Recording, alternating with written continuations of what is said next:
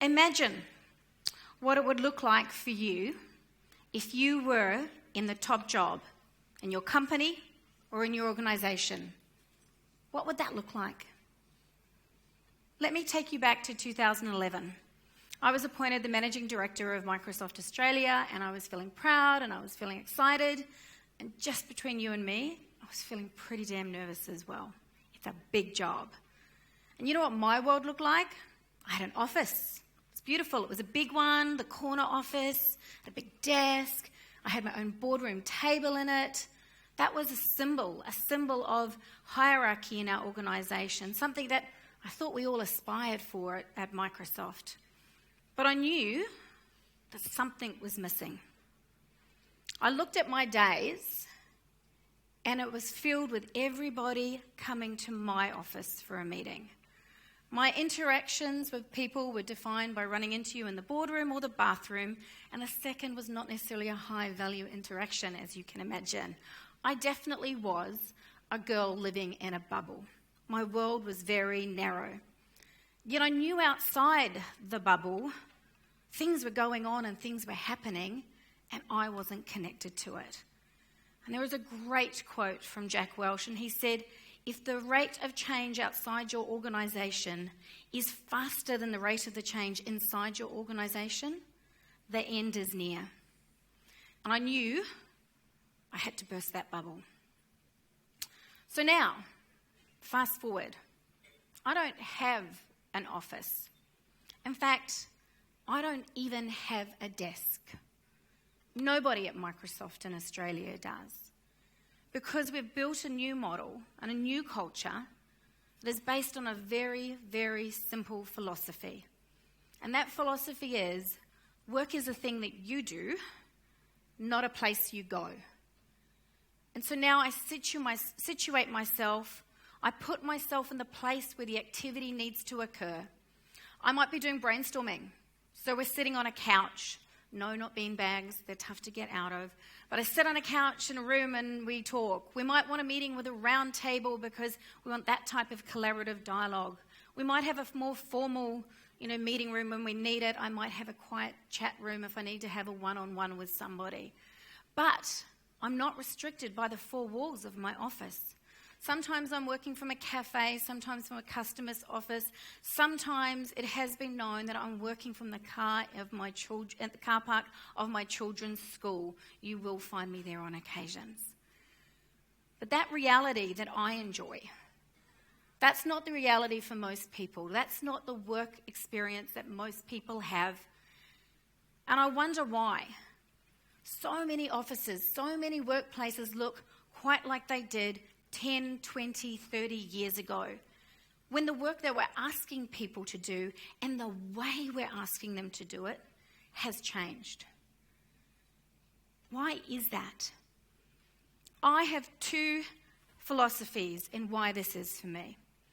The first is organisations, and yes, even at Microsoft, people were holding on to heritage and hierarchy. The organisations that were built and the things that were done that got you to where you are. Organisations are holding on to that. Yet instead, there is an opportunity to tap into the networks, to build in and tap into the wisdom of crowds.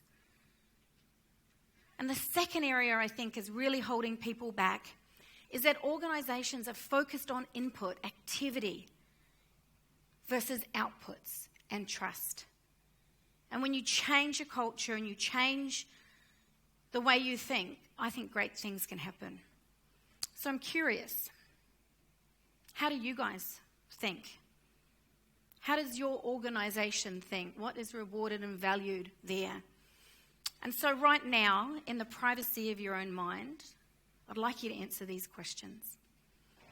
If your employee or your teammate is not sitting at their desk at 9 a.m. in the morning, do you think they're skiving off? Do you wonder what they're doing? Are they being productive? How is performance judged by you or your organisation? Does the person who works the longest hours get the biggest reward? Is it the activity that is rewarded or the output and the impact? What drives that in your organisation? And lastly, when somebody speaks up with an idea, be they on the shop floor, on the manufacturing line, are their words, are what they're saying as valuable as what comes out of a manager, an executive, a senior person in the organisation? And I think the answer to those questions helps you understand where you are on that cultural journey, where your organisation is in that cultural journey. And when we made our change at Microsoft, the easiest part of the change was doing a refurb and creating new workspaces, putting in the technology to help them do their job. That was the easiest part of the cultural change that we had to do. The hardest part by far was the cultural work. But when you get that right, I really believe that that's the secret sauce. That's when the magic happens. That's when you can tap into the creativity and the smarts of your people that allows them to work differently and to disrupt in a way that best suits them and can work for you as well. And I think that the organisations that embrace that new way of work, they're the ones that can be the petri dish of innovation. And there's some great examples about companies around the world doing incredible things to tear down the hierarchies, to tear down the walls and do things differently. Most of you will know of the company called Zara, Spanish fashion company. Zara are consistently outperforming their competitors. What's their secret sauce? They have torn away organisational structures, and they're constantly forming and reforming teams in order to go after the latest fashion. They tap into 350 designers around the world. One week I could be working on winter cocktail, and the next week I could be working on summer casual. And the timeline from ideation to shop floor is down to 4 weeks at Zara, and then 4 weeks on the shop floor. And in fact, because they don't always get it right, if the sales aren't right at week 1, they pull those items off the floor to make space for new lines. They have changed the way they design. They have changed the way they collaborate in order to get a competitive edge. And that type of innovation and that type of agile working, it can't just be the province of the big organisations. It's got to be there for small businesses as well. And one that's close to my heart is an Aussie business called Rode Microphone.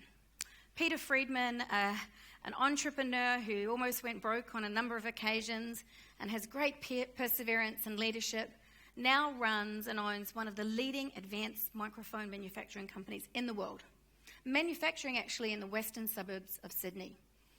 And Peter, I think, role models 2 incredible traits of people who get disruption and innovation. Peter demands that every employee in Rode gives feedback, contributes to the ongoing performance of the business, and comes up with new ideas. And that includes the men and women on the manufacturing line. The voice of every employee is valued and given a forum to be heard at that company.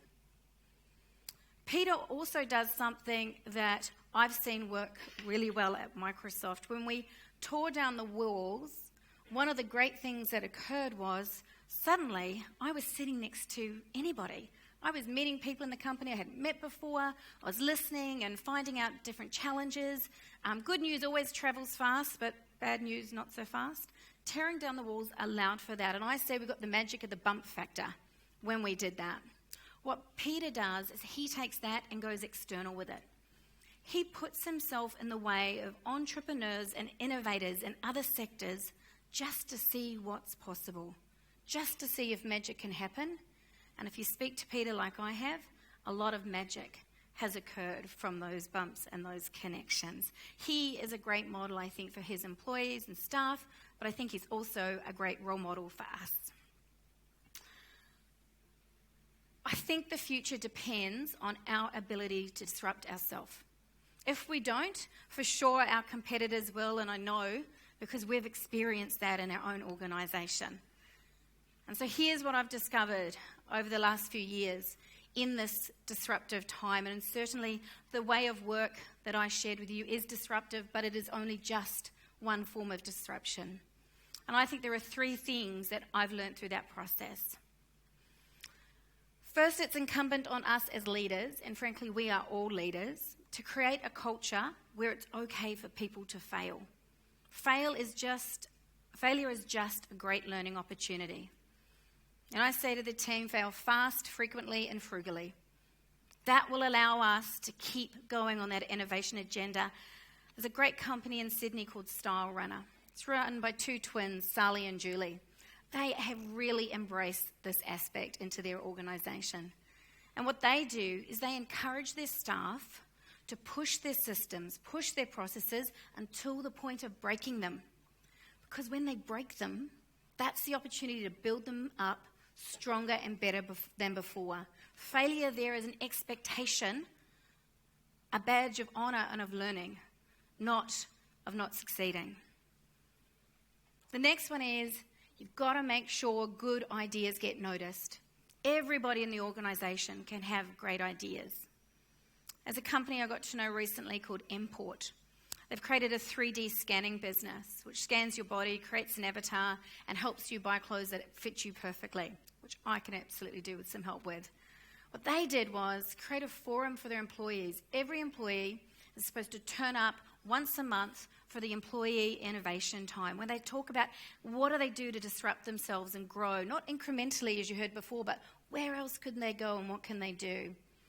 Their product's being rolled out in every Westfield in the country, and now they've got new workloads in healthcare and fitness coming out of those employee innovation centres, all from just people across the business, not from the management team.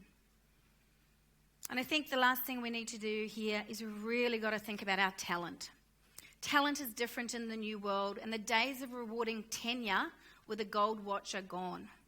It's not tenure that's most important, it is impact. It is output. And we've got to create the workplaces that attract people that want to make that impact and retain them with the right methods and the right rewards. Since I burst that bubble, I would say, back in 2011, it has made me think more about being disruptive and what that means. And what it's clear to me is there is one simple must-have. It is the culture. And culture always comes from leaders. And as you heard from the panel before, it is not easy, not in this super connected, super fast world. In fact, in some ways that can make it even harder. But disruption and innovation is coming wave after wave. And we all know that if you don't notice that wave coming behind you, you get flattened by it. And the recovery time can be long, and you can miss the next few waves. But great organisations and great people are always on the lookout for the next wave. Organisations like Zara and Style Runner and Rode, they have disrupted themselves, they've disrupted their markets, and they've continued to catch wave after wave. I invite you to disrupt and join them. Thank you. Thank you very much, Pip.